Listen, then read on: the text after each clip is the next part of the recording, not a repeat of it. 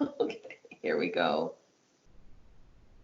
Okay, here we go. All right, Lisa McCallum here, your divorce specialist and authority on moving on after divorce. I have Steve Future here with me from kwmortgagegroup.com in Kitchener-Waterloo, Ontario. He's a mortgage broker.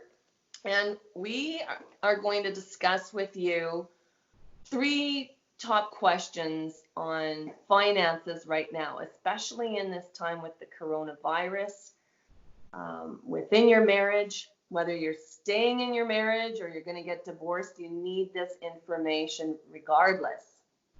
So, Steve, my first question to you is, what are the biggest issues financially that are happening right now between couples? And what are the answers to help them out? Well, thanks for having me, Lisa. I think the biggest issue that most couples will face often is that neither party knows what's going on in the other person's lives. And a lot of it has to do with lack of financial communication. So what does that mean? That means that typically one of the parties, one of the spouses or ex-spouses, doesn't have the financial acumen really to continue on to do the money part of any of the transactions. So you have one person that's making a ton of money and the other one just spending it, or vice versa. Very rarely do both parties communicate at the table as well as they should in terms of understanding their existing finances. Most oftentimes, unfortunately, though, too, it's also the female in the relationship that hasn't got that financial acumen to be able to continue on afterwards. There's a huge depth of knowledge that's got to be caught up. So for 20 years, one of the parties was raising the kids and looking after the house and buying the groceries and doing all the right things, and the other one was away working, but neither one of them communicated, and all of a sudden they're getting divorced, and there's this huge equalization payment, or there's this large budgeting issue that's got to be addressed, where one essentially looks at the other through their lawyer and says, hold on a second, I didn't know that's what was happening in our household. Yes. So it's getting familiar now with what your finances is. You have to get involved. You have to get involved. And if you haven't had that conversation, have that conversation. Grab a bottle of wine, whatever you got to do. Still in a good relationship, but it's a tough decision to make, but you have to have that conversation. And it's not a sexy conversation to have, No. Who's paying the credit card bill and how much is your golf club membership and so on and so forth. But you have to have those tough, difficult conversations, because on marital breakdown, as you know, communication ends. And if you're not familiar with what's going on in your money part of your life, how you're going to have to do some investigation into that, and sometimes you're not going to like what you find. So it's super important, because people have just been accustomed to the way that they've been living, and now that's completely changed right now. Sure. I describe it like when I'm sitting with divorced couples, I describe it's like a car accident. You don't think about it until you're in that car accident. Geez, I'm glad I have insurance. I have all this stuff, right? But same thing in a divorce, when you have a financial accident, like such as a divorce, and you're forced to confront these issues, and you were unaware of what was really going on.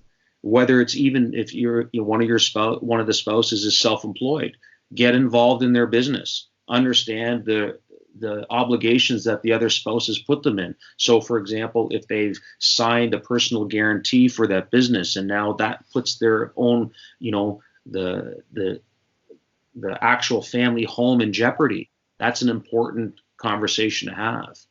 Yeah, get talking and sit down and look at all of this. Okay, my second question is, you can't get divorced now. So what plan can they have moving forward?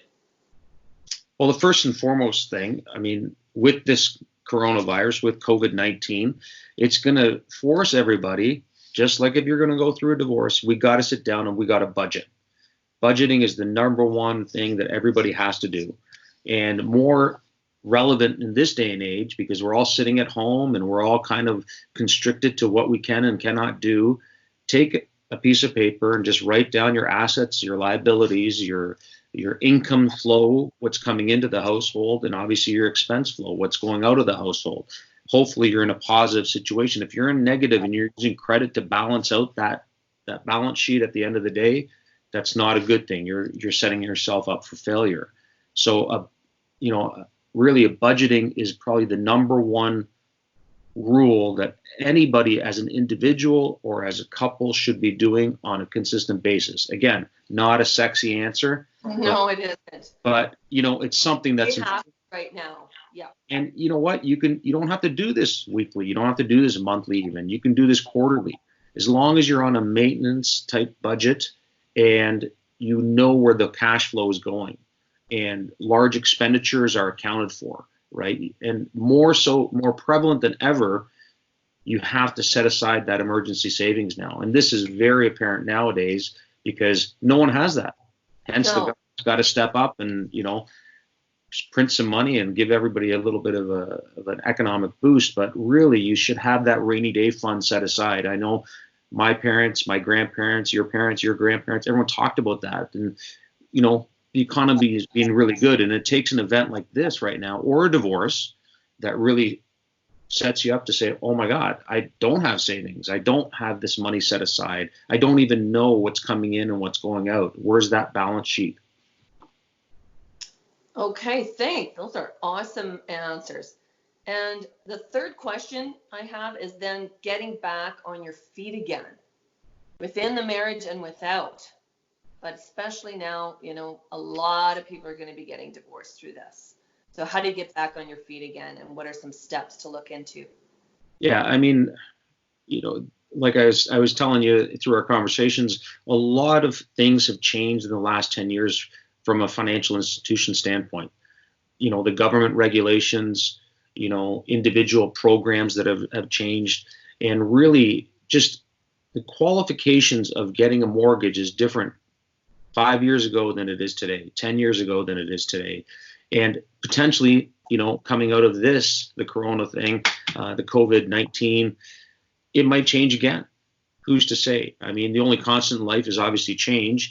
But if you're divorced and you're coming out of that and you want to get back on your feet, understanding how you're going to qualify, what's the requirements needed? Is it income? Are you getting alimony? Are you getting, spousal support? Do you need to use child tax benefit in order to qualify? These are important factors. But the first and foremost thing that every financial institution is going to ask you for is a notarized separation agreement. You have to have that in place before you even start down that road of inquiry, because without that, the lender wants to know whether you're getting money or you're owing money. And the big thing, too, is understanding where that equalization payment's coming from. So oftentimes when, I'll get a referral from a divorce lawyer or something like that, they're going to say, well, Mary Beth owes John, $450,000. Well, where's that lump sum going to come from? Typically, one of the partners wants to stay in the matrimonial home, or because they don't want to uproot kids if kids are involved, right? They want to keep them going to the same school.